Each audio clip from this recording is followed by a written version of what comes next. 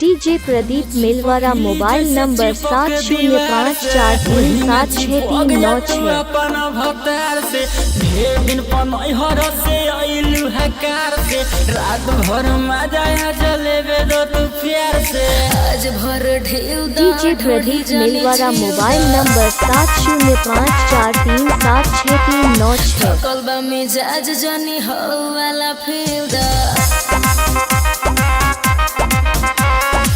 चिपकी जैसे चिपक दीवार से वही न चिपक जा तू अपन भतार से ढेर दिन पनहर से आइलू है कार से रात भर मजा जलेबे दो तू प्यार से आज भर ढेउदा ढोढ़ी जाने छेउदा DJ Pradeep Milwara mobile number 7054376396।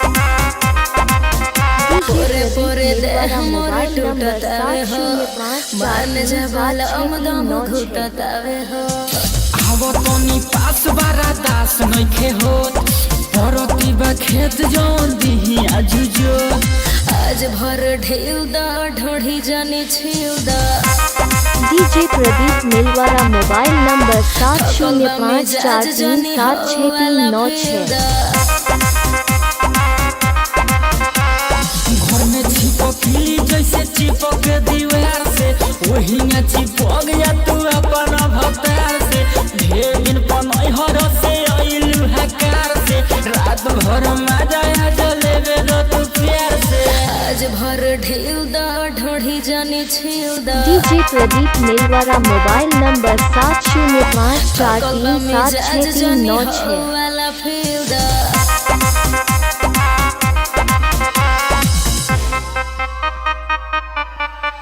DJ Pradeep Milwara mobile number 7054376396।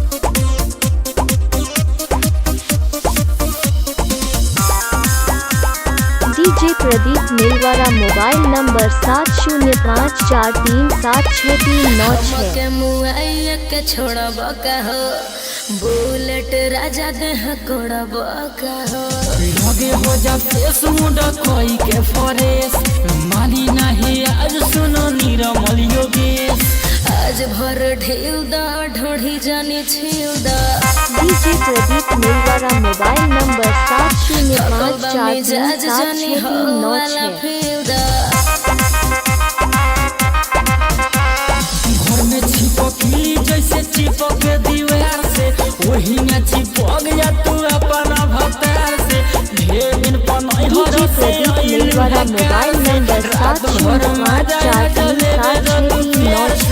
आज भर ढेउदा ढोढ़ी जाने छेउदा